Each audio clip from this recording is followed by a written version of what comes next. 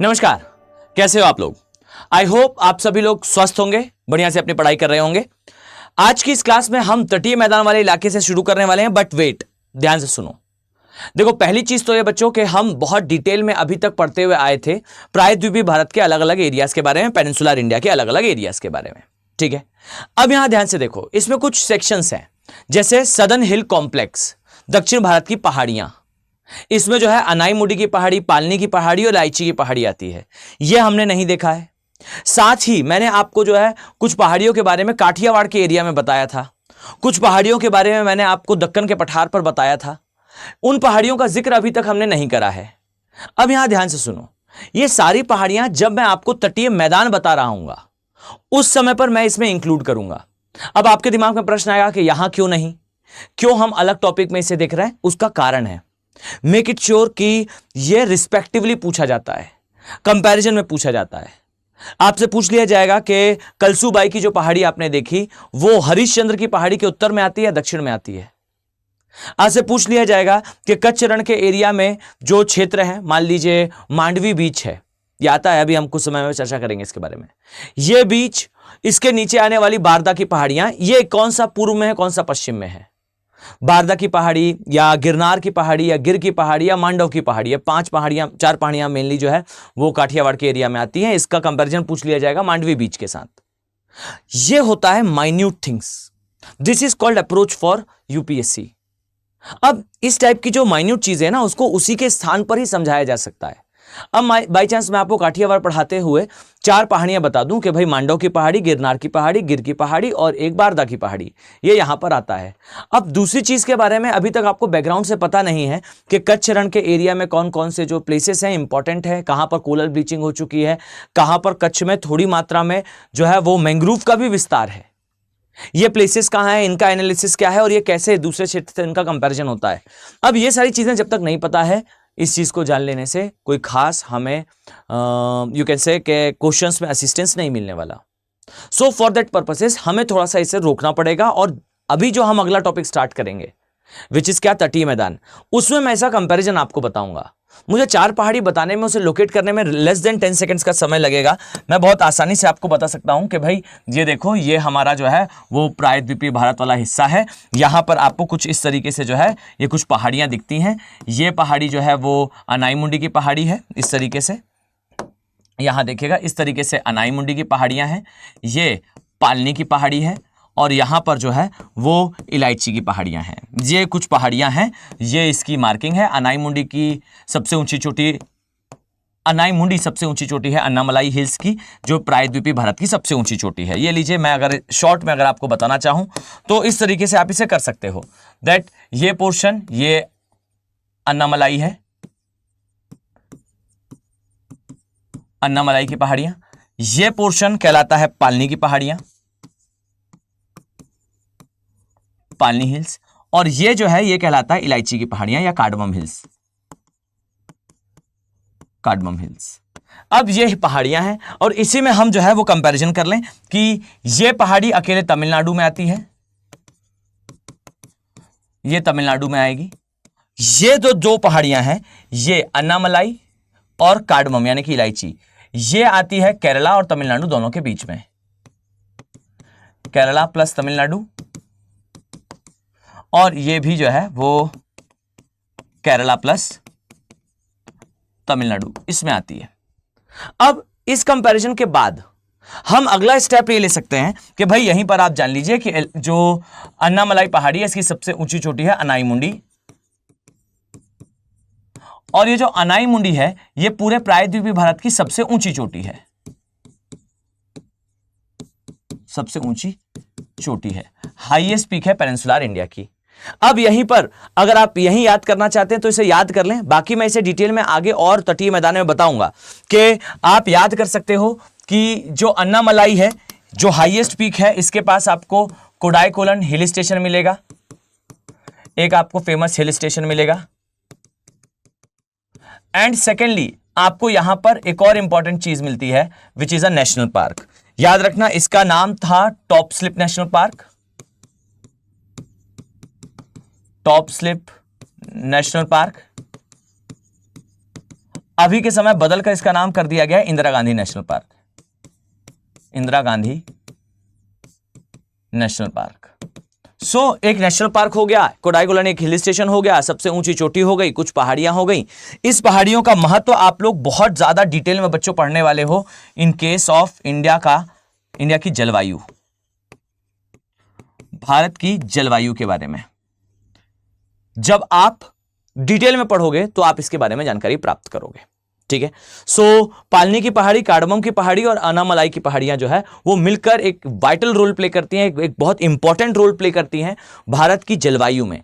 जलवायु एक्चुअल नहीं है, वो है वर्षा, और वो भी कहां पर, वो भी तमिलनाडु पर।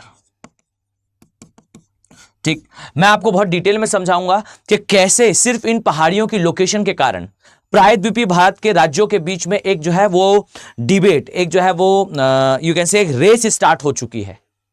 ओके, अब वो क्या रेस है, अगर आप लोग चाहें तो मैं अभी भी उसे 10 मिनट में कंक्लूड कर सकता हूं, बट बाकी आगे हमें इसके बारे में डिटेल में पढ़ना है।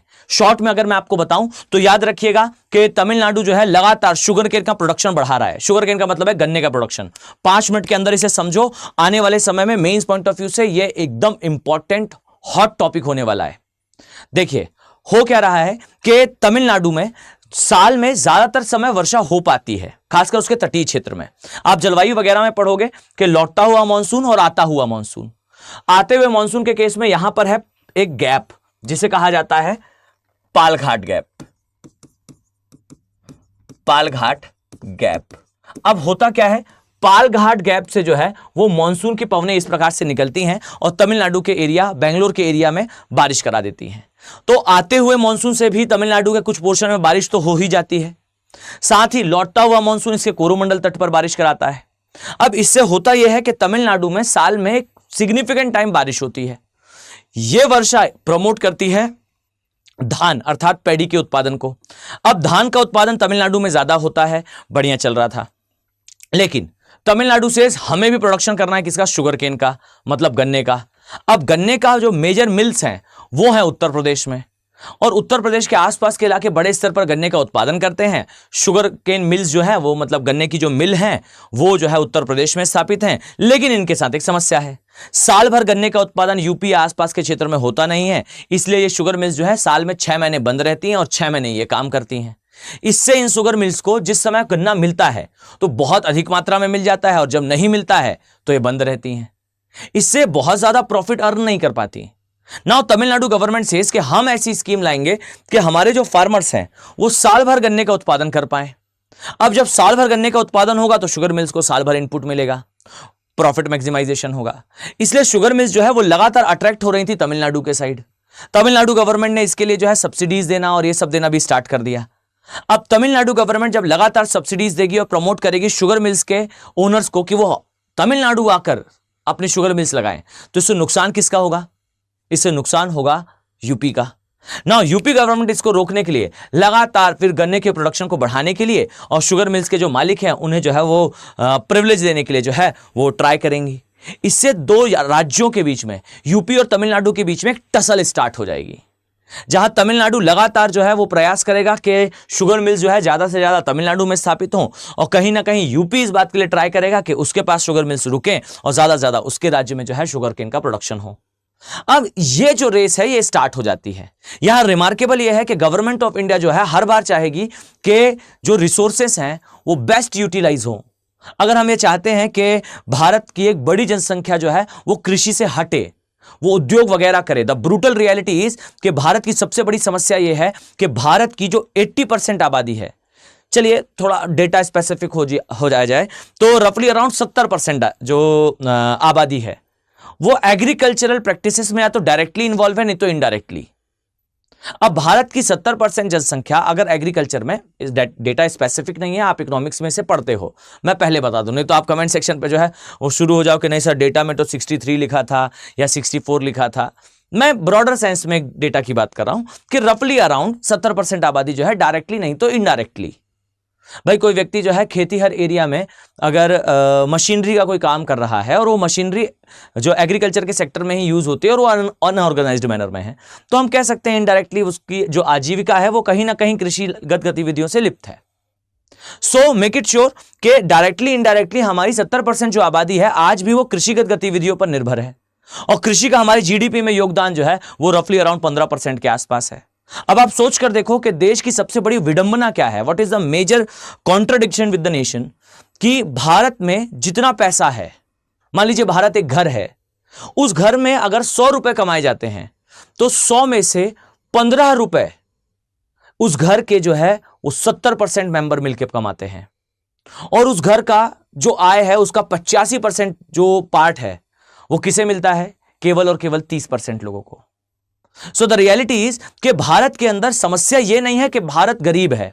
मेरी लाइन हमेशा याद रखना, India is not a poor nation. Bharat गरीब देश नहीं है। India is rich but Indians are poor. Bharat अमीर देश है, भारतीय गरीब है, क्योंकि भारतीयों की संख्या ज्यादा है। तो धन का जब डिस्ट्रीब्यूशन करा जाता है, वेल्थ का जब डिस्ट्रीब्यूशन करा जाता है, तो डिस्ट्रीब्यूशन इवन नहीं होता। कारण सिंपल सा है कि भारत में जो 70% आबादी है, रफली अराउंड 70% आबादी है, वो जीडीपी में अपना कंट्रीब्यूशन केवल 15% देती है। अर्थात जीडीपी में जो पैसा है उसका 15% इन्हें मिलता है, और जो बचा हुआ 30% हमारी पॉपुलेशन है वो हमारी जीडीपी का 85% ओन करती है। इसका मतलब है कि देश में जो पैसा है वो 80% पैसा, 85% पैसा 30% लोगों के पास जाता है, और 15% पैसा 70% लोगों के पास जाता है। इसका मतलब एक बड़ा सेक्शन है विच इज गरीब, और एक बड़ा सेक्शन है विच इज अल्ट्रा अमीर। ठीक, ये रिच है। अब इस बात को समझना कि इस चीज को अगर आपको मेंटेन करना है तो इसका एकमात्र साधन है, द ओनली थिंग इज कि आप इधर से जनसंख्या को निकालो और कहो कि इस तरफ कंट्रीब्यूट करें। सो द थिंग इज, जो लोग एग्रीकल्चरल एक्टिविटी में इन्वॉल्व हैं, ध्यान से समझिएगा, those who are involve in agricultural activities they have to switch, and इधर आने की जरूरत है। या तो आप किसी उद्योग में आइए, यानी कि आप द्वितीयक सेक्टर में आइए, या तृतीयक सेक्टर में, या तो आप उद्योग में लिप्त हो, या तो आप सेवा क्षेत्र में आओ। अब अगर आप सेवा क्षेत्र की बात करोगे तो यहां पर फिर आपकी कहानी जो है वो दूसरे दिशा में बढ़ना स्टार्ट होगी। अब इधर के लोगों को इधर लाने के लिए उन्हें अपॉर्चुनिटी देना जरूरी है, घर के सामने उद्योग लगना जरूरी है, जिससे वो पर्सन अपने घर में जो कृषिगत कार्य कर रहा है उसे क्विट करे और सामने वाले में जाए। तो आपके लिए मेजर रिक्वायरमेंट यह है कि जहां पर एग्रीकल्चरल एक्टिविटी पहले से ही ज्यादा हो रही है और जनसंख्या का घनत्व तो जहां ज्यादा है वहां ज्यादा से ज्यादा उद्योग हों, और जब ज्यादा से ज्यादा उद्योग होंगे तो वहां के लोग उस कार्य को छोड़कर उद्योगों में धीरे धीरे करके लिप्त होंगे। सो ये नेशन के इंटरेस्ट की बात है कि यूपी के आसपास के एरिया में या यूपी में इंडस्ट्रियलाइजेशन तेजी से बढ़े, उद्योग बढ़े, जिससे ये आबादी यहां से निकलकर इसमें आ सके, जिससे वेल्थ का डिस्ट्रीब्यूशन इवन हो। और जब यही बात भारत सरकार करने का प्रयास करेगी तो आरोप यह लगेगा कि डियर जरा ध्यान से देखो, सेंट्रल गवर्नमेंट भी वही है, स्टेट गवर्नमेंट भी वही है, सेम पॉलिटिकल पार्टी का एक जगह रूल है, उसी पॉलिटिकल पार्टी का स्टेट में रूल है, कहीं ना कहीं प्रिविलेज दिया जा रहा है। अब हमारा डिबेट का चर्चा यह नहीं है कि गवर्नमेंट ये कर रही है या नहीं कर रही है, हमारे पास लॉजिक है। We are preparing for civil services. आप सिविल सर्विसेज की तैयारी कर रहे हो, इस बात का विशेष ध्यान रखना कि आपका टेम्परामेंट होना चाहिए, समझ, क्रिटिकल थिंकिंग आपके पास होना चाहिए। Don't be a child of political carriage. मतलब ऐसा ना सोचें कि आप जो है वो किसी पॉलिटिकल पार्टी को पसंद या नापसंद करते हो। You have to be neutral. ठीक, अगर आपको कहा जाए कि इसके पीछे का क्या रीजन है कि गवर्नमेंट थोड़ा चाहती है कि उत्तर प्रदेश या उत्तर भारत की बेल्ट में इंडस्ट्रियलाइजेशन बढ़े, तो उसका मेजर कारण है कि यहां पर जनसंख्या बड़े स्तर पर एग्रीकल्चर कर रही है, और यह एग्रीकल्चर में कंट्रीब्यूशन केवल 15% का है। यहां से लोगों को निकालने की जरूरत है, कृषि पर बहुत ज्यादा निर्भरता है। इसे निकालने का एक ही रास्ता है कि उसके घर के सामने उद्योग हो, जहां पर समय के साथ वो जो है वो शिफ्टिंग कर सके अपने जो आर्थिक गतिविधियां हैं उसकी। ये एक तरीका हुआ। इस कारण से फिर जो है वो स्टेट और सेंटर के बीच में जो है वो संघर्ष स्टार्ट होता है। फिर तमिलनाडु का पर्सन से सर इसमें मेरी क्या गलती है कि कोई स्टेट जो है वो एग्रीकल्चरल एक्टिविटी में लिप्त होने के कारण उसका उतना ज्यादा जीडीपी में योगदान नहीं है। अगर कोई राज्य पीछे है तो इसके पीछे का कारण दूसरा राज्य नहीं है। कोई राज्य अगर आगे बढ़ना चाहता है और अगर वो ग्रो करना चाह रहा है तो इसके पीछे का लॉजिक ये नहीं दिया जा सकता कि आप ग्रो नहीं कर सकते बिकॉज दूसरा पीछे है। सो यहां से जो है वो रीजनल डिस्प्यूट से स्टार्ट हो जाते हैं। फिर आपको दिखता है कि तमिलनाडु जो है वो कहीं ना कहीं पीछे रहता हुआ दिख रहा है, या फिर कहीं तमिलनाडु जो है वो ज्यादा अग्रेसिवली किसी स्टेटमेंट को या किसी कार्य को लीड करता है। कारण एक नहीं है, मैं केवल गन्ने का उदाहरण देकर जो है इस बात को समझाने का प्रयास कर रहा हूं कि समय के साथ अगर कोई स्टेट अपनी जो इंडस्ट्रियल एक्टिविटीज हैं उससे एनलार्ज करता है, उसमें कोई चेंजेस लाता है, तो उन चेंजेस का एक बड़ा इंपैक्ट होता है। यह एक एग्जांपल है शुगर केन से कि भाई पालनी की पहाड़ियों से जो वर्षा है वो यहां पर से भी मिल जाती है, पालघाट गैप से वर्षा यहां भी आ जाती है। तमिलनाडु को मतलब मोटे मोटे तौर पर ठंड और गर्मी दोनों के समय वर्षा मिल जाती है, इस कारण से शुगर केन का प्रोडक्शन स्मार्टली वो कर सकता है। अगर शुगर केन का प्रोडक्शन वो बढ़ाता है तो उसकी रिक्वायरमेंट होगी शुगर मिल्स का उसके पास होना, और शुगर मिल्स का अगर उसके पास होना रिक्वायर्ड है तो वो शुगर मिल्स मेनली कहां फोकस्ड है? उत्तर प्रदेश में। So the requirement is Uttar Pradesh से शुगर मिल्स का जो है वो शिफ्टिंग हो तमिलनाडु में, तब तमिलनाडु के लिए ज्यादा बेनिफिशियल होगा आर्थिक गतिविधियों को करना। इससे धीरे धीरे करके स्टेट और सेंटर और स्टेट और स्टेट के बीच में डिस्पैरिटीज यानी कि संघर्ष स्टार्ट होता है, और यही उठाकर यूपीएससी आपसे पूछ लेगा अब बताइए कि इसमें क्या गलत है और क्या सही है। वो आपसे पूछेगा कि डोंट यू थिंक, क्या आपको यह नहीं लगता कि भारत सरकार के द्वारा उत्तर भारत के कुछ राज्यों को औद्योगिकरण के लिए कुछ अधिक प्रेफरेंस दिया जाता है?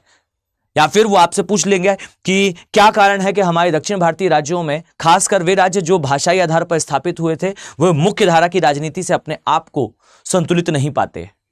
या फिर क्या रीजन है कि जो सेंटर स्टेट का रिलेशन है वहां दक्षिण भारतीय राज्यों के साथ हमारा जो है वो सेंटर का रिलेशन सामान्यतः उतना अच्छा शायद नहीं रहता जितना अच्छा उत्तर भारत के राज्यों के साथ होता है? ये सारी चीजें आपस में इंटरलिंक्ड हैं, और इसके लिए चाहिए होता है टेम्परामेंट, इसके लिए चाहिए होता है विचार। ये जो मैंने आपको बताया ये कहलाता है मेंस पॉइंट ऑफ व्यू। अब इसमें क्या टेम्परामेंट होगा, तो यहां ध्यान से सुनो। इसका आंसर यह है कि हमें रिसोर्सेज का डिस्ट्रीब्यूशन सही करना है। हम चाहते जरूर हैं कि भाई जो राज्य गरीब है वो आगे बढ़े, जो अमीर है वो मतलब जो रिच है एज कंपेयर टू वो भी ग्रो करे, पर हमें रिसोर्सेज का डिस्ट्रीब्यूशन इवन करना पड़ेगा।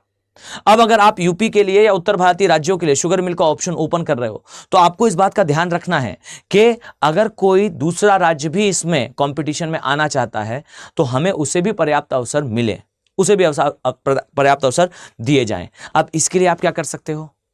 गवर्नमेंट सेज प्रॉब्लम यह नहीं है कि शुगर मिल्स उत्तर प्रदेश से शायद तमिलनाडु नहीं जा रही या जाना चाहती हैं। प्रॉब्लम यह है कि शुगर मिल्स लिमिटेड हैं। आप ऐसी स्कीम लाइए कि शुगर मिल्स वहीं तमिलनाडु में क्यों स्थापित नहीं हो सकती? बोले इसका प्रॉब्लम है कुछ इन्वायरमेंटल नॉर्म्स।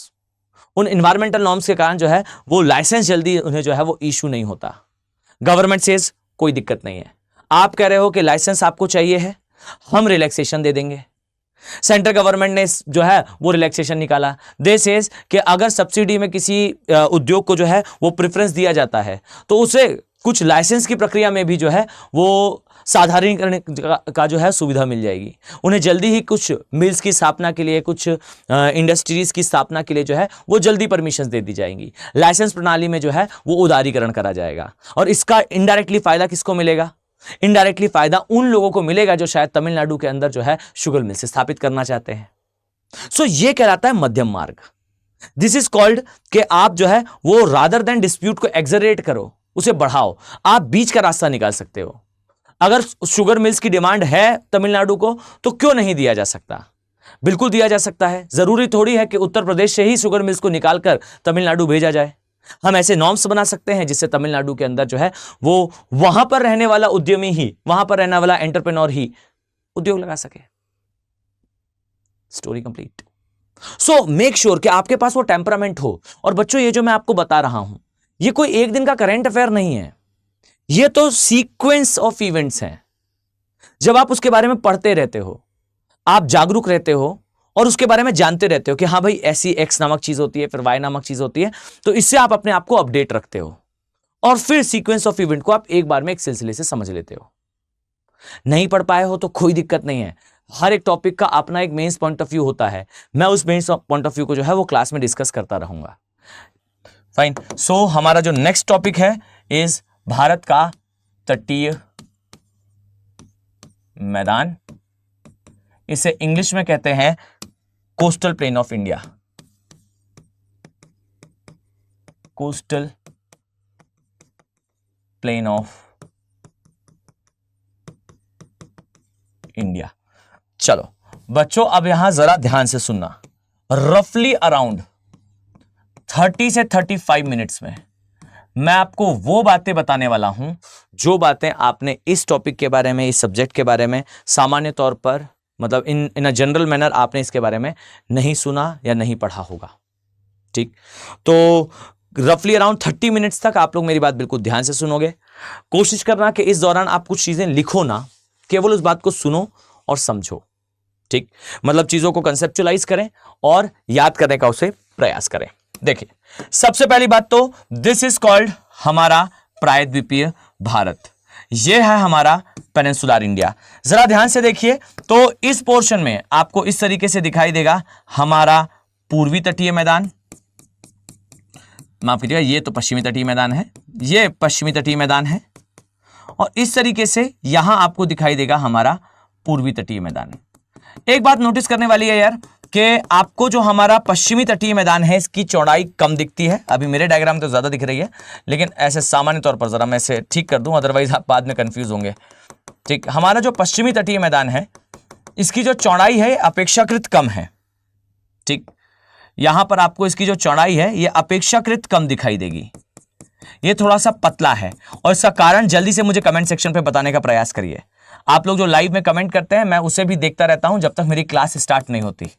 तो मेरी क्लास ही स्टार्ट होती है 6 बजे तक, तब तक हमारा वीडियो 60-70% हो चुका होता है, तो मैं उसमें आप लोगों के कमेंट देख रहा होता हूं। तो यहां ध्यान से देखिए, यह है हमारा पश्चिमी तटीय मैदान इस साइड, और दूसरे साइड है हमारा पूर्वी तटीय मैदान। This one is called as पूर्वी तटीय मैदान, यह है पूर्वी तटीय मैदान, एंड दिस वन इज पश्चिमी तटीय मैदान। अब जो पूर्वी और पश्चिमी तटीय मैदान है, आइए इनके बारे में कुछ कुछ चीजें पहले जानना शुरू करते हैं। सबसे पहली बात तो ये कि मैं मानकर चलता हूं कि आप सभी को अच्छे से पता है कि हमारा जो पूर्वी तटीय मैदान है इसकी जो चौड़ाई है ये चौड़ाई ज्यादा है। ठीक, इसकी पहली चीज, कुछ चीजें बेसिक तौर पर जान ले, इसकी जो चौड़ाई है चौड़ाई ज्यादा है। ठीक, इसका कारण है कि यहां पर जो नदियां हैं ये डेल्टा का निर्माण करती हैं, और डेल्टा का निर्माण क्यों करती हैं? क्योंकि आपको पता है कि प्रायद्वीपीय भारत यानी कि पेनिनसुलर इंडिया का जो स्लोप है, जो ढाल है, ये कुछ इस तरीके से है। ठीक, आप स्पष्ट तौर पर देख पाओगे कि जो प्रायद्वीपीय भारत है इसकी बड़ी नदियां जैसे गोदावरी, कृष्णा, कावेरी, ये सारी नदियां पश्चिमी घाट से निकलती हैं और पूर्वी घाट की ओर जाती हैं, जो ये दिखाता है कि ये जो क्षेत्र है इसकी ढाल कहां पर है? पूर्वी घाट की तरफ है। यही कारण है कि पूर्वी घाट के साइड इसकी चौड़ाई ज्यादा है, नदियां यहां पर डेल्टा का निर्माण करती हैं। सेकेंड थिंग इज कि इस क्षेत्र में डेल्टा के निर्माण के कारण जलोढ़ मृदा का यहां पर निर्माण हुआ है। क्यों? क्योंकि डेल्टा अवसाद से बनता है और अवसाद से ही मृदा का निर्माण होता है। थर्डली, ये जो मैदान है ये मैदान उत्थान तट का उदाहरण है। उत्थान तट क्यों? क्योंकि भाई नदी आएगी, अवसाद लाएगी, अपने तटीय क्षेत्र में जो अवसाद है उसे छोड़ेगी, समय के साथ अवसाद इसके तटीय भाग में जमते जाएंगे और नए तट का निर्माण होता जाएगा। अगर नहीं समझ में आ रहा है तो ये देखो, ये है मान लीजिए हमारा प्रायद्वीपीय भारत। ठीक, ये हमारा प्रायद्वीपीय भारत है। इमेजिन करिए कि नदी जो है, जस्ट अ सेकेंड, आप इमेजिन करिए नदी जो है वो समय के साथ यहां डेल्टा बनाएगी, तो धीरे धीरे करके ये अवसाद यहां जमते जाएंगे, अवसाद जमते जाएंगे बच्चों। तो देखिए ये जो क्षेत्र है धीरे धीरे करके यहां पर अवसाद जमने से तट जो है वो ऊपर उठता जाएगा, इसलिए इसे उत्थान तट भी कहते हैं। ये इमर्ज कोस्टलाइन का एरिया है, उत्थान तट का उदाहरण है। कारण है इसका मेनली यहां पर डेल्टा का निर्माण। ठीक, अब इसी पॉइंट से एक बात और समझ लो कि भाई जब आप किसी स्थान पर उत्थान तट कहते हो या इमर्ज कोस्टलाइन कहते हो तो वहां एक प्रॉब्लम क्रिएट होती है, और वो प्रॉब्लम पता है क्या है? वो प्रॉब्लम है इस, यहां पर आपको प्राकृतिक बंदरगाह नहीं दिखेंगे, प्राकृतिक बंदरगाह नहीं दिखेंगे। अब मेरा प्रश्न यह है कि प्राकृतिक बंदरगाह क्यों नहीं दिख रहे? क्या रीजन है कि यहां नेचुरल कोस्ट या फिर नेचुरल पोर्ट नहीं बनता? एक बात बताइए, बंदरगाह होता कहां है? What place is called as a port? कौन सा स्थान पोर्ट की तरह होता है? भाई वहां जहां शिप आसानी से आ सके। अब एक सिंपल सी बात है, अगर आप चाहते हो कि तट के पास तक शिप आए तो इसके लिए जरूरी है, मान लीजिए ये जो है एक तटीय भाग है, ठीक, यहां पर जो है, यहां ध्यान से देखिएगा, यहां पर जो है वो पानी भरा हुआ है। अब ये शिप है, अब ये शिप जो है ये इस तरीके से पानी के बाहर आपको दिखाई दे रहा है, ठीक। अब ये शिप भाई साहब जब चलने का प्रयास करेंगे, यहां ध्यान से देखिएगा, ये शिप भाई साहब जब चलने का प्रयास करेंगे तो चलते हुए यहां तक आ पाएंगे और इसके बाद इनका जो नीचे का भाग है शिप का वो जमीन से टकराने लगेगा। अब शिप पास नहीं आ सकता। अर्थात यह रिक्वायरमेंट होती है कि गहरा सागर तट के बिल्कुल पास हो, तो वहां पर प्राकृतिक बंदरगाह आसानी से बन जाएगा।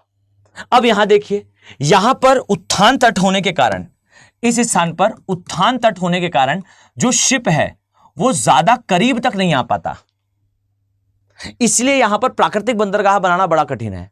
जब कभी किसी स्थान पर उत्थान तट बनता है, इमर्ज कोस्टलाइन बनती है, तब के केस में यहां पर प्राकृतिक बंदरगाह नहीं होते, क्योंकि वहां अवसाद जमने के कारण आसपास का जो सागर है वो उथला हो जाता है और वहां पर शिप नहीं आ पाते। और इसी कंपैरिजन से यहां आ जाइए, यहां पर आपको दिखाई देगा कि नदियां डेल्टा नहीं बनाती और साथ ही थ्रस्ट के कारण, अब आपके दिमाग में आएगा थ्रस्ट क्या है, तो मैं आपसे कहूंगा यार ध्यान से सुनना। प्रायद्वीपीय भारत जो इस प्रकार से, अभी सभी लोग ध्यान से सुनिएगा, प्रायद्वीपीय भारत जो इस प्रकार से आपको दिखाई देता है, ठीक, जब यह जाकर आगे टकराया था किससे, यूरेशियन प्लेट से, तो यूरेशियन प्लेट से टकराते समय ना बच्चों, इसका ये वाला जो भाग था, यहां पर जो भाग था, इसका एक पोर्शन जो है वो टूट कर ऐसे नीचे चला गया था। जी हां, हमारे प्रायद्वीपीय भारत का एक हिस्सा था। जब प्रायद्वीपीय भारत ऐसे टकराया तो टकराने के कारण जो थ्रस्ट जन्म लेता है, उसके कारण हमारे पश्चिमी घाट साइड का एक जमीन का जो हिस्सा है वो टूटकर ऐसे नीचे चला गया था। अर्थात यहां से हमारा प्रायद्वीपीय भारत का पश्चिमी साइड जो है वो ब्रेक हुई है, और ब्रेक होने के बाद पता है क्या हुआ है, ये इस तरीके से जो है वो ब्रेक हुई और ब्रेक होने के बाद ये ऐसे नीचे चली गई है, ठीक। अर्थात यहां पर जो तट बन रहा है, ये तट है, इसे कहते हैं सबमर्ज कोस्ट लाइन, जलमग्न तट है, ठीक। ये उत्थान तट है, ये जलमग्न तट है। जलमग्न तट में भी ये सबमर्ज कोस्ट लाइन है, ठीक। सबमर्ज मतलब ये अंदर गया है। अब अंदर गया है मतलब यहां पर गहरे सागर आपको जल्दी मिल जाएंगे, तट के पास ही गहरा सागर मिल जाएगा, इसलिए यहां पर बंदरगाह का निर्माण या प्राकृतिक बंदरगाह की उपस्थिति ये ज्यादा आपको दिखाई देगी। तो हमेशा याद रखो कि प्राकृतिक बंदरगाह वहां बनते हैं जहां पर जो तट है वो कैसा हो, सबमर्ज हो, और जहां पर इमर्ज होगा वहां पर इसकी संभावना कम रहेगी। तो हमेशा याद रखना, यह कंसेप्ट हर बार वर्क करता है क्योंकि यही एकमात्र कंसेप्ट है। तो याद रखें कि यह उत्थान तट का उदाहरण है, अरे अरे भाई, यह उत्थान तट का उदाहरण है, और इसी से एक और बात याद रखो कि चूंकि एक उत्थान तट है, यहां पर प्राकृतिक बंदरगाह की अनुपस्थिति है, ठीक। यहां सामान्यतः प्राकृतिक बंदरगाह नहीं पाए जाते। अब एक और चीज यहीं पर सुन लीजिए, यह सामने क्या दिख रहा है आपको बच्चों, ध्यान से देखो, यह क्या है, बीओबी, बीओबी बोले तो बे ऑफ बंगाल, और यह क्या है, अरब सागर, अरब सागर बोले तो अरब सागर, ओके, अरब सागर, ठीक। अब देखिए, इस साइड बंगाल की खाड़ी है, इस साइड अरब सागर है। अब हमेशा याद रखना कि बंगाल की खाड़ी और अरब सागर दोनों ही प्लेसेस पे, यहां ज्यादा मैं आपको थोड़ा डिटेल में बनाकर दिखाऊं, यहां देखिएगा, यह है बच्चों अफ्रीका, ठीक। यह अरब का प्रायद्वीप है, यह हमारा प्रायद्वीपीय भारत है, साउथ ईस्ट एशिया है, यह चाइना का एरिया है, यह कोरिया का प्रायद्वीप है, ठीक। अब यहां ध्यान से देखना, बाकी के हिस्से की हमें जरूरत नहीं है तो हम इसे जरा शेड आउट कर लेते हैं। देखो, यह है हिंद महासागर, ठीक, इसे कहते हैं इंडियन ओशन, यह है इंडियन ओशन, ठीक। अब देखो यार, जब भी कभी हिंद महासागर में चक्रवात बनता है तो या तो वो अरब सागर की साइड बनेगा या तो वो बंगाल की खाड़ी की साइड बनेगा। अब इस बात को हमेशा याद रखना कि जब भी किसी स्थान पर चक्रवात बनता है तो चक्रवात निर्मित होने के पश्चात जो है वो अपने दिशा में पूर्व की ओर आगे बढ़ता है, पूर्व से पश्चिम की ओर आगे बढ़ता है। अक्सर ना इसमें गलती होती है, तो इसको याद कैसे करा जाएगा? इसे याद करा जाएगा कि ये चक्रवात उष्णकटिबंधीय चक्रवात बनते हैं जहां व्यापारिक पवनें चलती हैं। व्यापारिक पवनें मतलब कि ट्रेड विंड, ट्रेड विंड मतलब ईस्टर्ली, ईस्टर्ली मतलब पूर्वा पवनें, पूर्वा मतलब पूर्व से पश्चिम की दिशा में चलने वाली पवनें। सो ये देखिए यहां पर बनते हैं उष्णकटिबंधीय चक्रवात, इसे ट्रॉपिकल साइक्लोन बोलते हैं। ठीक है, ट्रॉपिकल साइक्लोन, ठीक, उष्णकटिबंधीय चक्रवात। और ये चक्रवात कहां बनते हैं? जहां पर चलती हैं व्यापारिक पवनें, व्यापारिक पवनें।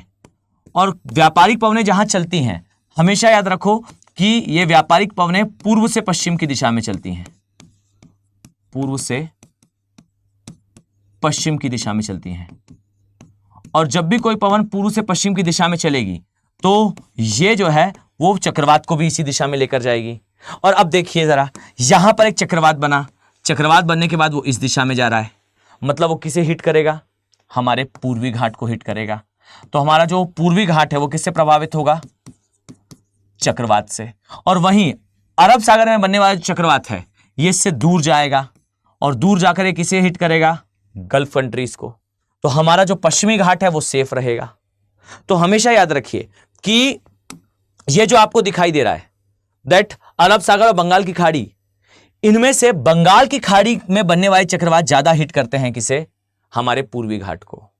तो इसलिए आप लोग को यहां पर याद रखना है दैट हमारा जो पूर्वी तटीय मैदान है यह ज्यादा प्रभावित है किससे? ज्यादा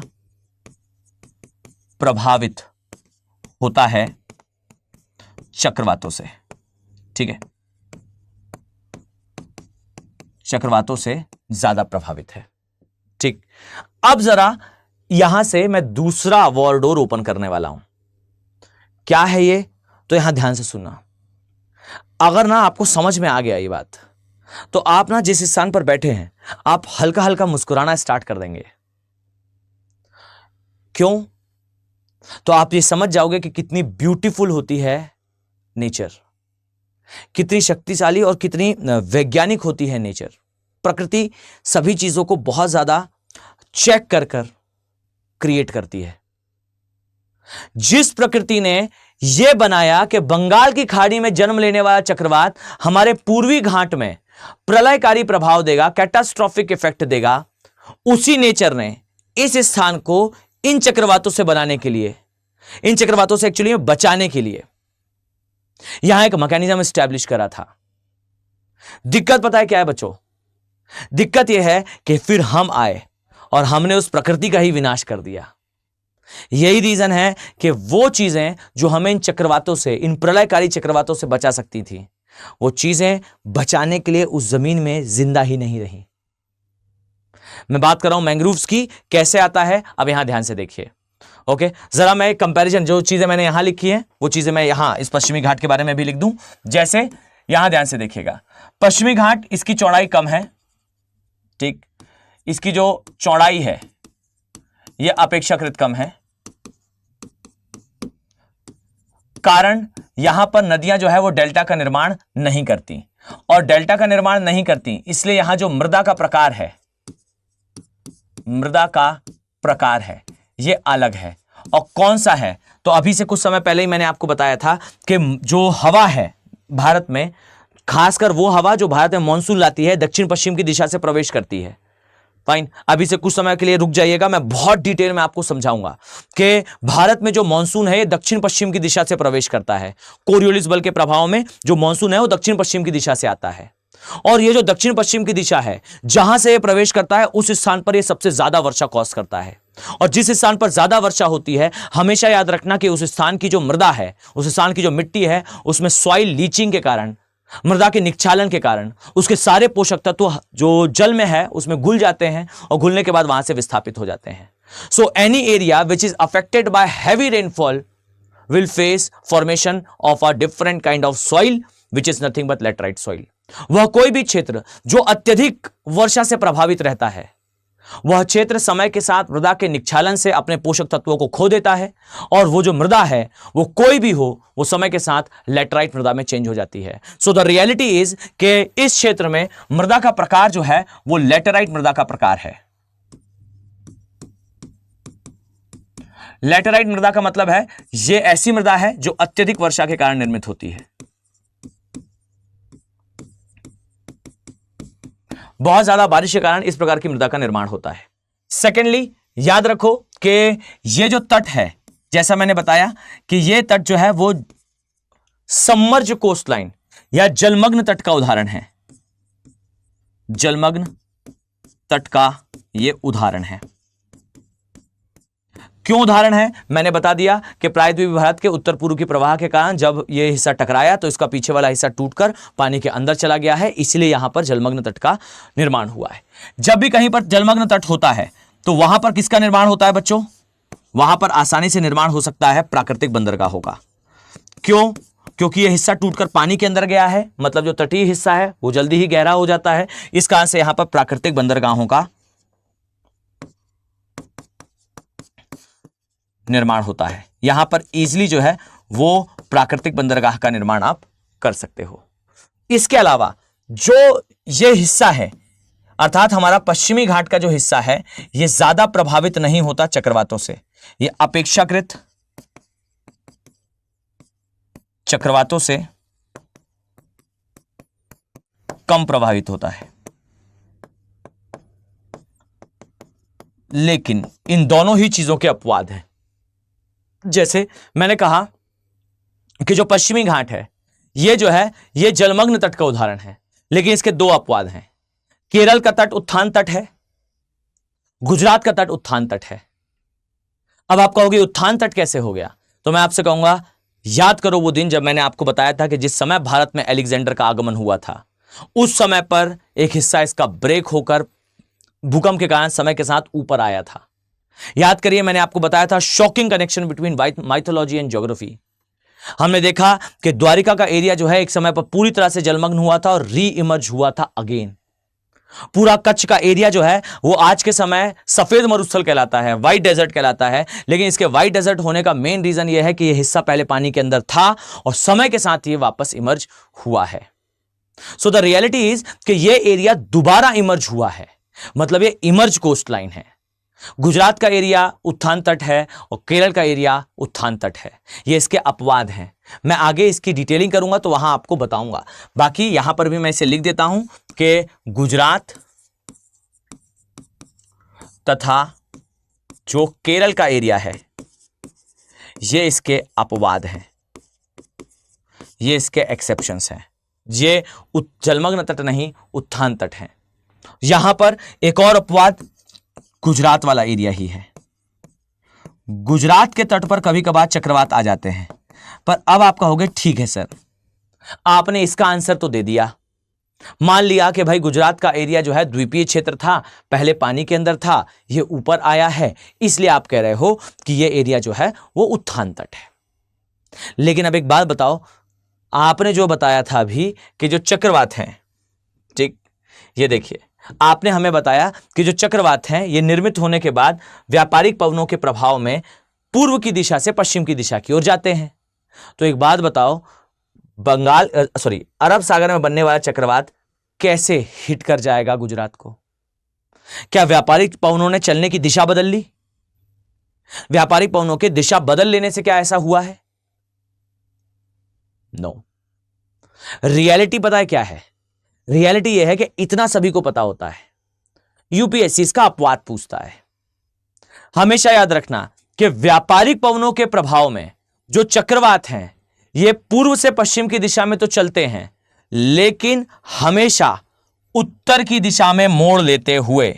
हमेशा याद रखिए कि ये उत्तर की दिशा में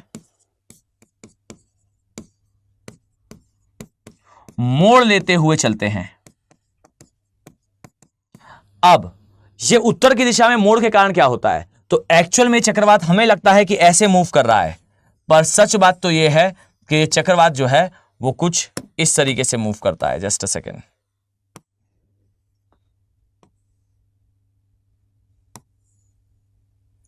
ये जो चक्रवात है ये इस तरीके से मूव करता है।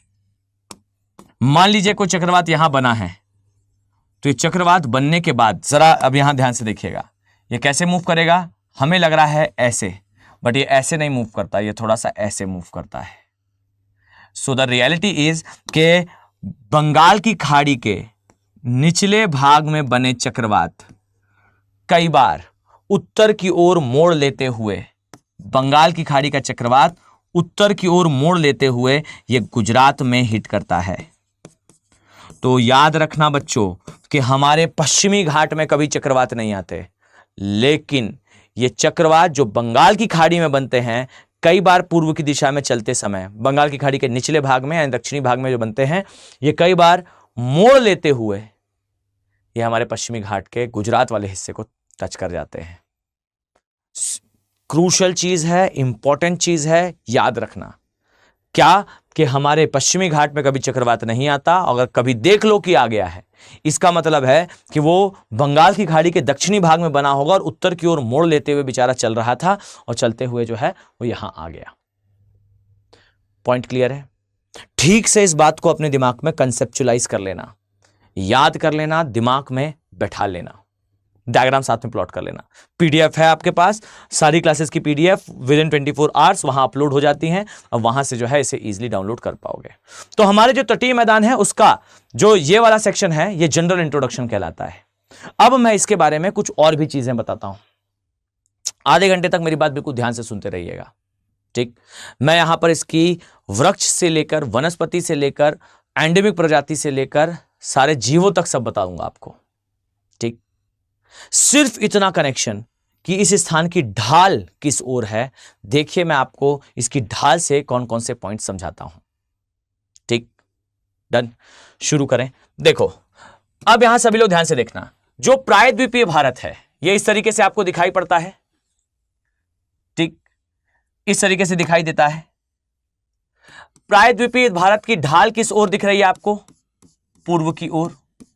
और चूंकि इसकी ढाल पूर्व की ओर है, आइए जरा ध्यान से देखते हैं, चूंकि इसकी ढाल जो है ये किस ओर है?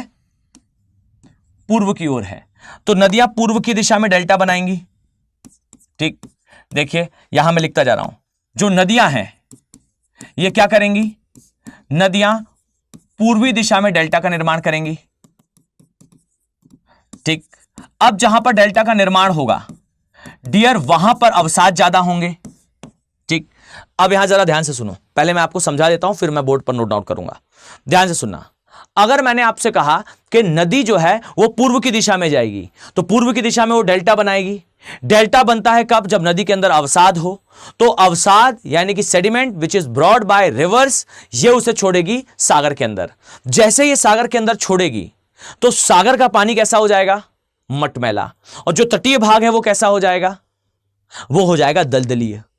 इसलिए आपको सारे पूर्वी तटीय मैदान के एरिया में नदियों के डेल्टा के निर्माण के कारण दलदली भूमि, आर्द्र भूमि दिखाई देती है।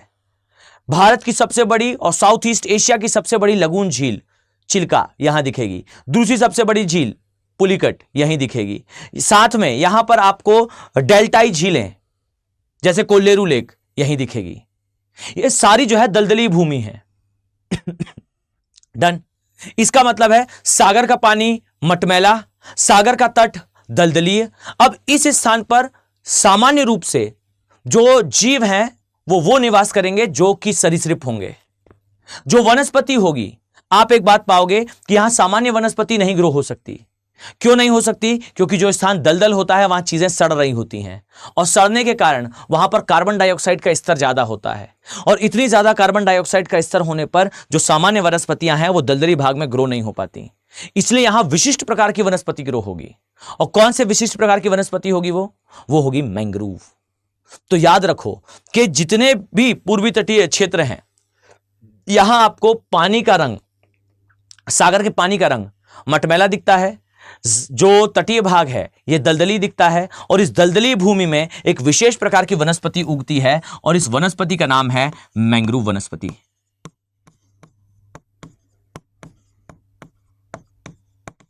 ये जो मैंग्रोव वनस्पति है ये क्या होती है, तो जरा ध्यान से सुनना, मैं यहां लिख भी देता हूं, ये मैंग्रोव है, मैंग्रोव वनस्पति है। और याद रखो मैंग्रोव वनस्पति क्या होती है, तो ये होती है ब्रीदिंग रूट प्रणाली। ब्रीदिंग रूट प्रणाली का मतलब क्या है, देखो मैं आपको कितनी रूट प्रणाली बता चुका हूं, कितने प्रकार की जो है रूट सिस्टम बता चुका हूं। एक बटरिस रूट सिस्टम बताया, एक ट्रंकेटेड रूट सिस्टम बताया, और अब जो बता रहा हूं ये है ब्रीदिंग रूट सिस्टम। इसमें होता क्या है कि यह एक स्थान है जहां पर पानी भरा हुआ है, दलदली प्रदेश है, यह दलदली भाग है। अब इस भाग में कोई सामान्य वनस्पति ग्रो नहीं हो सकती, इसलिए यहां पर ऐसी वनस्पति उगती है जिसकी जो जड़ें हैं ये पानी से बाहर होती हैं, और पानी से बाहर होने के बाद ये ऐसा एक बेस बनाती हैं, और बेस बनाने के बाद इसके ऊपर जो है वो वृक्ष उगता है। सो ये जो वृक्ष है ये कैसे उगा है, ये वृक्ष उगा है अपनी जड़ों के आधार पर, और ये जड़ें जो है वो पानी से ऐसे बाहर निकली होती हैं। ये जड़ें स्वयं सांस लेती हैं और पेड़ को एक आधार प्रदान करती हैं जिससे पेड़ जो है वो दलदली भूमि से ऊपर उग सके। मेक इट श्योर, अगर आप चाहो तो मैं आपको इसका एक सामान्य दर्शन कराता हूं, ध्यान से देखिएगा। मैंग्रोव वेजिटेशन, देखिए यहां आप पाओगे कि यह कहलाता है मैंग्रोव्स। ठीक, जस्ट सेकेंड, मैं और थोड़ा सा स्पेसिफिक आपको दिखाता हूं। ये देखिए, ये कहलाते हैं मैंग्रोव्स।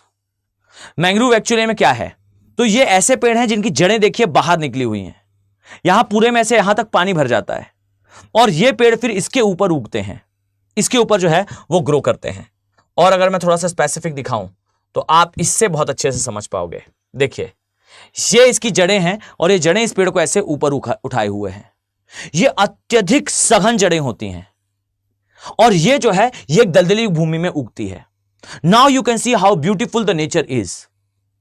वो स्थान जहां पर चक्रवातों का सबसे तीव्र प्रघात होता है, वो तटीय भाग जो सबसे ज्यादा प्रभावित होता है चक्रवातों से, डियर शॉकिंगली आपको वहां वो वनस्पति का आवरण दिखता है जो अत्यधिक सघन होती है। इनकी विशेषता है कि इनकी जड़ें जो है वो गुत्थी नुमा होती हैं, एक दूसरे को पकड़े हुए होती हैं, एक दूसरे को जकड़े हुए होती हैं।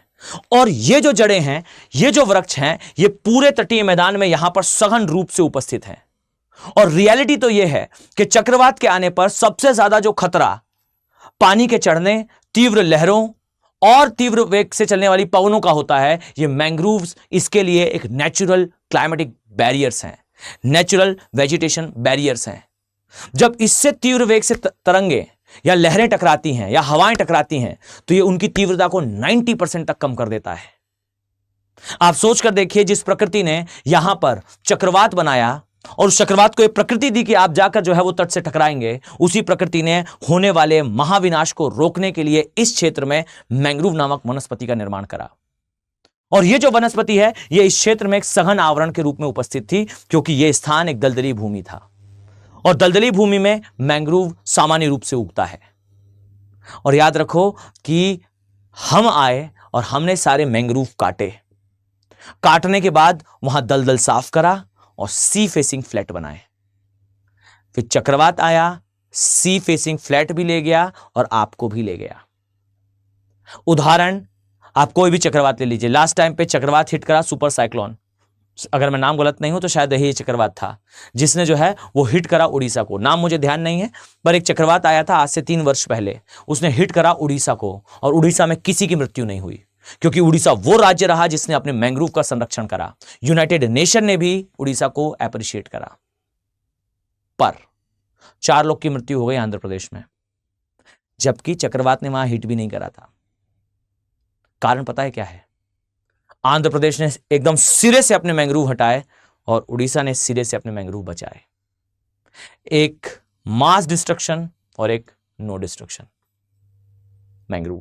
फाइन, सो याद रखिए, देखिए नदी आई, नदी ने यहां डेल्टा बनाया, डेल्टा के कारण दलदली भूमि बनी, दलदली भूमि के कारण मैंग्रोव का विकास हुआ। और ये याद रखो, मैंग्रोव जो है ये एक प्राकृतिक नर्सरी है, ये प्राकृतिक नर्सरी है। किसके लिए? सरीसृपों के लिए। यहां पर आपको सरीसृप प्राकृतिक रूप से दिखाई देंगे और इन सरीसृपों में याद रखो, यहां सबसे पहले तो आपको ऑलिव रेडले कछुआ दिखाई देगा। अभी आप लोग याद करिए, कुछ समय से काफी ज्यादा न्यूज में है, बहुत सारे कछुए एक साथ इस तट पर दिखाई दिए थे।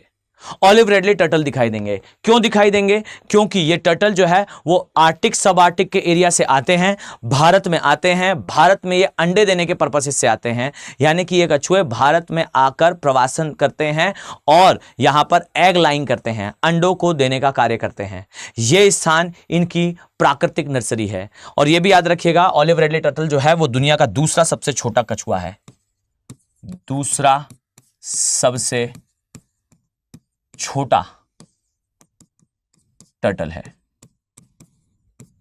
ठीक, सेकंड स्मॉलेस्ट टर्टल है ऑलिव रेडले टर्टल। ठीक, अब यहां ध्यान से सुनो, अरे भाई अब यहां ध्यान से सुनो।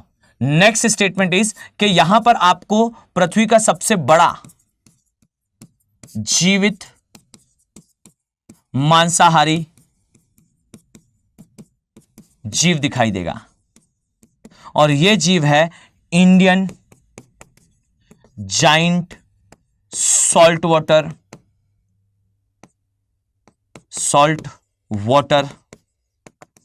Crocodile. Just a second, is water crocodile, CROCODILE, crocodile. अर्थात भारतीय खारे पानी का महामगरमच्छ। याद रखो, मगरमच्छ नहीं कह रहा हूं मैं, इसे महामगरमच्छ कहा जाता है, महामगरमच्छ। ठीक, ये आपको यहां दिखाई देता है। और मैंने कहा था कि जब भी मैं आपको पढ़ाऊंगा ज्योग्राफी और एनवायरनमेंट कलेक्टिवली बताऊंगा। अब यहां ध्यान से देखो, यहां जो सरीसृप है, ठीक, ये जो है वो 3 प्रकार के होते हैं। ठीक, एक होता है जिसे कहते हैं खारे पानी का महामगरमच्छ, खारे पानी का महामगरमच्छ। एक है जिसे कहते हैं झीलों में रहने वाला, एक वर्ड कॉल मगरमच्छ या मगर या सामान्य रूप से मगरमच्छ कह दिया जाता है, MUGGAR। ये मगर है, ये क्रोकोडाइल है, CROCODILE, ये क्रोकोडाइल है। और एक है घड़ियाल, फाइन, एक कहलाता है विच इज कॉल्ड एज घड़ियाल, फाइन। अब यहां ध्यान से सुनो, ये जो खारे पानी का महामगरमच्छ है, ये दलदली भूमि में या फिर सागरों के सागरीय तटीय क्षेत्र में ये रहता है। ये जो है वो झीलों में रहता है और ये जो है ये नदी में रहता है। ठीक, ये पहले भारत की हर नदी के अंदर था, आज के समय सिर्फ रामगंगा चंबल नदी के अंदर है। थोड़ा सा चंबल नदी, थोड़ा सा रामगंगा केन नदी के, थोड़ा सा मेनली जो है वो चंबल नदी, केन थोड़ा बहुत और रामगंगा नदी, यहां घड़ियाल है। मगर ये झीलों में मिल रहा है और जो खारे पानी का महामगरमच्छ है ये हमारे पूरे तटीय मैदान, लेकिन पूर्वी तटीय मैदान में निवास करता है। मैं आपको स्पेसिफिकली बताने वाला हूं कि वो कौन सा जिला है, केंद्रापारा डिस्ट्रिक्ट, उड़ीसा, जहां पर आपको तीनों बड़े सरीसृप एक साथ मिलेंगे। और ये याद रखना कि ये जो है ये दुनिया का सबसे बड़ा जीवित मांसाहारी जीव है। इसकी लंबाई इवन 25 फीट तक नोट करी गई है। और इन घड़ियालों की एक विशेषता होती है कि इनकी लंबाई जीवन पर्यंत बढ़ती रहती है। और जो हमें 25 फीट का मिला था वो जो था वो युवावस्था में था, वो और बढ़ता पर उसका शिकार कर लिया गया। ठीक, सो मेक इट श्योर कि यहां आपको ऑलिव रेडले टर्टल, यहां सरीसृप आपको दिखाई देंगे और ये सरीसृप बड़ी मात्रा में यहां पर आपको देखने को मिलते हैं। ठीक, तो क्या हुआ देखिए, यहां पर डेल्टा बनने के कारण वनस्पति अलग हो गई, जीव अलग हो गए। साथ ही यहां पर जो डेल्टाई क्षेत्र है वो जो सूख जाता है, वहां पर उष्णकटिबंधीय पर्णपाती वनों का निर्माण होता है और बच्चों आप लोग याद करिए, मैंने आपको बहुत डिटेल में यह बात समझाई थी कि जब भी किसी स्थान पर पर्णपाती वनों का निर्माण होगा, any area which is related with the deciduous forest, मैंने डिटेल में आपको समझाया था कि जहां पर पर्णपाती वन है वहां आप लिख कर ले लीजिए कि उस स्थान पर आपको जो है वनस्पतियों में विशेष प्रकार का अनुकूलन मिलेगा।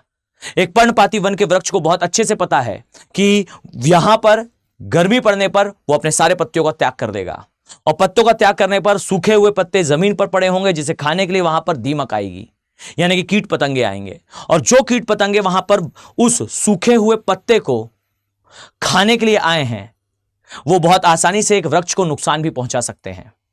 सो द रियलिटी इज कि जो कीट पतंगे वहां उन पत्तों को खाएंगे, वो कीट पतंगे डेफिनेटली उस पेड़ को भी नुकसान पहुंचाएंगे। तो पेड़ अपने आप को बचाने के लिए कुछ विशेष प्रकार का अनुकूलन करता है, और वो अपने अंदर कुछ विशेष प्रकार के तेलों का निर्माण करता है, ऑयल का निर्माण करता है, और ये जो ऑयल है ये इंसेक्ट को उससे दूर रखता है। फिर हम आते हैं और हमें वो ऑयल के कारण वो पेड़ बहुत पसंद आता है, हम उस पेड़ को काटते हैं और उससे फर्नीचर बनाते हैं। आपके दादा परदादा के समय बना हुआ फर्नीचर भी आज भी जिंदा है, वो आज भी ठीक है। कारण यह है कि उसे दीमक नहीं खा रही और वो सूख नहीं रहा। लकड़ी सूख जाने पर नष्ट हो जाती है, पर ये लकड़ी जो सागौन की होती है या शीशम की होती है या चंदन की होती है, वो लकड़ी खराब नहीं होती, क्योंकि वो एक पर्णपाती वन की लकड़ी है। उस लकड़ी के अंदर अपना एक विशेष प्रकार का तेल है, और वो तेल उस लकड़ी ने इसलिए बनाया था ताकि कीट पतंगे उससे दूर रहें, क्योंकि जिस पर्यावरण में वो रहती थी वहां पर कीट पतंगे गर्मी के मौसम में आकर वो जो पत्तियां वहां पड़ी हुई थी उन्हें डाइजेस्ट करते थे। लेकिन फिर हम आए, हमें वो तेल पसंद आया, हमने वो लकड़ी काटी और फर्नीचर बनाए। इसलिए कहते हैं कि पर्णपाती वन जो है वो आर्थिक रूप से अत्यधिक महत्वपूर्ण होते हैं।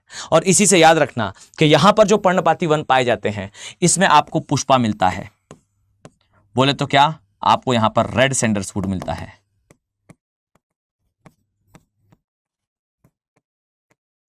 यहां आपको रक्त चंदन मिलता है, लाल चंदन, लाल चंदन मिलता है, और यह यहां का स्थानिक पौधा है। स्थानिक यहां की प्रजाति है। स्थानिक का मतलब क्या है? एंडेमिक। एंडेमिक का मतलब क्या है? जो यहीं मिले और कहीं ना मिले। This is called as endemic species. यह यहां का एंडेमिक पौधा है, एंडेमिक वृक्ष है। क्यों एंडेमिक वृक्ष है? क्योंकि यह केवल और केवल यहीं पाया जाता है, इसके अलावा और कहीं नहीं पाया जाता। इसी कारण इसको यहां से काटा जाता है और देश विदेश में इसकी स्मगलिंग होती है, और इसी को गवर्नमेंट रोकना भी चाहती है। तो याद रखिएगा कि यहां आपको जो है वो चंदन, वो भी रक्त चंदन या लाल चंदन देखने को मिलता है, और दुनिया में कहीं भी नहीं है लाल चंदन, सिर्फ यहीं पूर्वी घाट में मिलता है। वो आपने वनों का नाम शेषाचलम वन जो है वो बहुत बार सुना होगा मूवीज वगैरह में, अभी रिसेंटली जो मूवीज आई थी उसमें काफी ज्यादा दिखाया भी गया था। ठीक, तो ये हुआ किसके बारे में? पूर्वी घाट के बारे में। अब देखो इसका एग्जैक्टली अपोजिट क्या होता है। अपोजिट ये है कि चूंकि नदियां पश्चिमी घाट में डेल्टा नहीं बनाती। अब मुझे एक बात बताओ, आप सभी कहां घूमने जाना चाहते हो? टेल मी, आप लोग कहां किस जगह के लिए कहते हो कि दिस क्षेत्र इज ऑन? जल्दी से मुझे बताइएगा कि कौन सा क्षेत्र आप लोग कहते हो कि हमें यहां पर जरूर घूमने जाना है। अक्सर एक जो मेल्स हैं उन्हें पार्टी वगैरह करने के लिए इस क्षेत्र में जाने की बड़ी उत्सुकता होती है। टेल मी, जल्दी से बताओ कमेंट सेक्शन पे। ये पश्चिमी घाट में आता है बच्चों, मैं हिंट कर देता हूं, पश्चिमी घाट। याद आ रहा है कुछ? A place called Goa. हर एक जो है पुरुष जरूर अपनी लाइफ में, क्योंकि वहां पर जो है वो पार्टी वगैरह बहुत होती है और इस सब के लिए काफी ज्यादा फेमस है। सो आपको एक यंगस्टर जो है अक्सर बोलता दिखेगा कि हमें गोवा वगैरह जाना है, वहां पार्टी वगैरह होती है, बीचेस वगैरह होते हैं, वो देखने जाना है। अब यहां जरा ध्यान से सुनिए, वाई गोवा इज इंपॉर्टेंट। क्यों गोवा इंपॉर्टेंट है? क्योंकि गोवा पश्चिमी घाट में आता है। रियलिटी पता है क्या है? रियलिटी यह है कि यहां पर नदियां डेल्टा नहीं बनाती। ठीक, नदी डेल्टा नहीं बनाती, तो ये जो सागर इसके सामने आपको दिखाई देता है, ये सागर कैसा होगा? एकदम ब्लूइश कलर का होगा, क्योंकि उसमें पानी नहीं है, उसमें अवसाद नहीं है, माफ कीजिएगा। अब पूर्वी घाट में आप जाओगे तो पूर्वी घाट में अवसाद के कारण सागर, जो तट के किनारे का सागर है वो मटमैला दिखता है। यहां पर सागर बिल्कुल स्पष्ट नीला दिखाई देगा, नीला कलर का जो है वो सागर है। सूर्य से आने वाली जो सनलाइट है, यहां ध्यान से देखना, ये मान लीजिए एक स्थान है, ये मान लीजिए एक स्थान है, सब लोग ध्यान से देखना, ये एक स्थान है, ठीक। इस स्थान में यहां पानी भरा है, तो सूर्य से आने वाला जो प्रकाश है ना बच्चों, ये जो सागर है ना बच्चों, ये 200 फीट की गहराई, 200 मीटर की गहराई तक यहां होता है फुटिक जोन। फुटिक जोन का मतलब है वो स्थान जहां पर सूर्य का प्रकाश पहुंच पा रहा है। यहां पर है सनलाइट, मतलब सूर्य से आने वाला प्रकाश 200 मीटर की गहराई तक अंदर प्रवेश करता है। कब प्रवेश करेगा? जब यह अवसाद मुक्त हो, और अवसाद मुक्त होगा, अवसाद मुक्त होगा तो सूर्य का प्रकाश अंदर तक जाएगा, अंदर तक जाएगा तो वहां पर जो है वो प्रवाल ग्रो होंगे, तो यहां पर आपको प्रवाल देखने को मिलेंगे। तो पश्चिमी घाट में मैंग्रोव ना होकर क्या है? प्रवाल है। और प्रवाल के बारे में आपने या तो पढ़ा होगा और नहीं पढ़ा तो मैं आगे आपको पढ़ाऊंगा बहुत डिटेल में कि क्या होते हैं प्रवाल। प्रवाल बेसिकली एक बाह्य कंकाल के जीव हैं जो कुछ इस तरीके से दिखाई पड़ते हैं, पॉलिप जैसा इनका स्ट्रक्चर होता है और इनके निकले होते हैं टेंटिकल्स, ठीक, इस तरीके से इनके निकले होते हैं टेंटिकल्स। और ये जो टेंटिकल्स होते हैं इसमें एक जीव होता है, इनके साथ सहजीविता में ये उपस्थित होते हैं। इस जीव को कहते हैं जूजेंथली, और जो जूजेंथली है ये करता है प्रकाश संश्लेषण। फाइन, इसका नाम है जूजेंथली और ये करता है प्रकाश संश्लेषण। और ये जो प्रकाश संश्लेषण करता है इससे ये ऑक्सीजन बनाता है जो इस प्रवाल को देता है। तो प्रवाल जीवित रहते हैं जूजेंथली के कारण, और जूजेंथली इन्हें जो है वो ऑक्सीजन के साथ साथ इन्हें रंग भी प्रदान करता है। तो जो प्रवाल है वो रंगीन होता है क्योंकि उसमें जूजेंथली होता है। अब जूजेंथली वहां रहेगा जहां प्रकाश संश्लेषण होगा, और प्रकाश संश्लेषण वहां होगा जहां सूर्य का प्रकाश 200 मीटर की गहराई तक जा पाएगा। अब भाई यहां अगर अवसाद होता तो यहां प्रवाल ग्रो ही नहीं होते, क्योंकि अवसाद होने पर, पानी मटमैला होने पर सूर्य का प्रकाश अधिक गहराई तक जाता ही नहीं। सो द रियलिटी इज, चूंकि यहां का क्षेत्र अवसाद मुक्त है इसलिए सूर्य का प्रकाश अधिक गहराई तक जाता है, अधिक गहराई तक जाता है इसलिए यहां पर प्रवाल ग्रो होते हैं, और प्रवाल ग्रो होते हैं तो वहां पर सागर के अंदर एकदम रंगीन चट्टानें दिखाई देती हैं। ये चट्टानों के जैसे दिखते हैं और आपको दिखाई देगा बिल्कुल लाइट ब्लूइश कलर का सागर, और उस सागर के अंदर झगमगाते हुए रंगीन प्रवाल। और जहां प्रवाल होता है वहां मछलियां होती हैं, जहां मछलियां होती हैं वहां सागरीय घास होती है, और जहां सागरीय घास होती है वहां पर सागरीय घास को खाने के लिए सागरीय स्तनधारी जीव आते हैं। और इसका सबसे अच्छा उदाहरण डुगोंग, सागरीय गाय। यहां आपको प्रवाल देखने को मिलेगा, प्रवाल के अलावा सागरीय घास मिलेगी, और सागरीय घास को खाने के लिए यहां पर सागरीय गाय यानी कि डुगोंग आपको देखने को मिलेगी। और ये डुगोंग है ये सागरीय वनस्पति के कारण आती है, और सागरीय जो वनस्पति है ये यहां पर प्रवाल के कारण ग्रो होती है।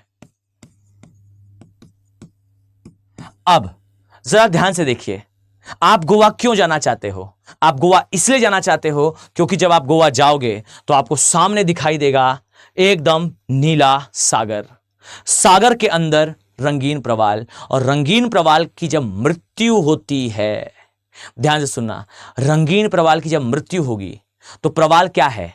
मैंने आपको बताया ये एक्सोस्केलेटन एनिमल है, बाह्य कंकाल का जीव है। जब इसकी मृत्यु होती है ना तो सागर की लहरों के प्रघात से ये प्रवाल की छोटी छोटी चट्टानें ये टूटकर जो है वो तट पर आती हैं। आप इमेजिन करिए, प्रवाल का ये वाला जो हिस्सा बाहर आप देख रहे हो ये हड्डी है, अंदर इसके जीव है। अब जब इस जीव की मृत्यु हो जाएगी तो ये हड्डी जो है वो यहां पर शेष रह जाएगी और एक चट्टान के जैसा ही दिखाई देगा। अब जब लहरें चलेंगी ना तो ये चट्टान जो है, ये हिस्सा जो है, ये कंकाल जो है वो टूटकर कहां जाएगा? तट पर जाएगा। और कंकाल मतलब हड्डी, और हड्डी मतलब कैल्शियम, कैल्शियम मतलब चूना। सो द रियलिटी इज, तट पर पहुंचेगा चूना, इसके अस्थि पंजर तट पर आएंगे और अपक्षय अपर्दन के कारण ये उस मिट्टी में मिल जाएंगे, और वहां पर तट की जो रेत है ये सफेद कलर में चेंज हो जाएगी, और जो व्हाइट कलर में चेंज होगी तो हम इसे कहेंगे कि यहां का तट सफेद है। डियर, आप गोवा क्यों घूमना चाहते हो? आप गोवा इसलिए घूमना चाहते हो, जब आप गोवा के बीचेस में जाओगे तो एकदम वाइट कलर का बीच, नीले कलर का सागर, नीला आसमान, रंगीन प्रवाल, Goa is on. So Goa have a unique nature beauty, सिर्फ इस कारण से कि नदी वहां डेल्टा नहीं बनाती. नदी डेल्टा नहीं बनाती तो सागर में अवसाद नहीं है, अवसाद नहीं है तो वहां पर प्रवाल है, प्रवाल है तो वहां सागर के अंदर रंगीन जो दृश्य है वो दिखाई देते हैं, रंगीन जो है वो प्रवाल दिखाई देते हैं. और इन्हीं से फिर निकलकर जो प्रवाल के अस्थिपंजर हैं वो तटों पर आते हैं और तट जो है वो सामान्यतः सफेद दिखाई देते हैं. और मेक इट श्योर कि यहां पर बारिश भी ज्यादा होती है. इस क्षेत्र में जब बारिश ज्यादा होगी तो यहां पर सदाबहार वन होंगे और सदाबहार वनों के अंदर हमेशा याद रखना कुछ विशेष प्रजातियां पाई जाती हैं वृक्षों की. मैंने आपको पूर्वी घाट का एंडेमिक वृक्ष बताया विच इज रक्त चंदन या लाल चंदन. मैं यहां आपको बता दूं यहां का भी एक एंडेमिक वृक्ष है.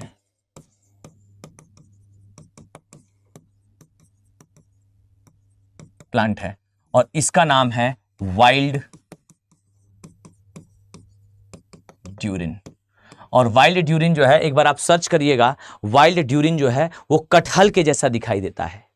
आप कह सकते हो कटहल का जो है दूर का रिश्तेदार है, पर ये होता कटहल मतलब कि जैक फ्रूट, ठीक, ये होता बिल्कुल उससे अलग है और ये यहाँ का एंडेमिक प्लांट है, दुनिया में और कहीं नहीं मिलता वाइल्ड ड्यूरिन. अब आप सोच कर देखो, सिर्फ नदी ने डेल्टा बनाया और नहीं बनाया, इससे एक जगह पर सदाबहार वन बने, एक जगह पर पर्णपाती वन बने, एक जगह सरीसृप रहने लगे, एक जगह सागरीय गाय रहने लगी, एक जगह मैंग्रोव रहने लगे, एक जगह प्रवाल रहने लगे, सिर्फ इतने से अंतर के कारण कि वहां पर नदी ने डेल्टा नहीं बनाया. This is called interlinking between geography, environment, species and all. This is the potential of geography. So dear, मैं ये उम्मीद कर रहा हूं कि मैं आप सभी सीरियस आईएएस एस्पिरेंट्स को इन बैचेस में देखने वाला हूं. मिलते हैं नेक्स्ट लेक्चर में. Have a nice day. Thank you.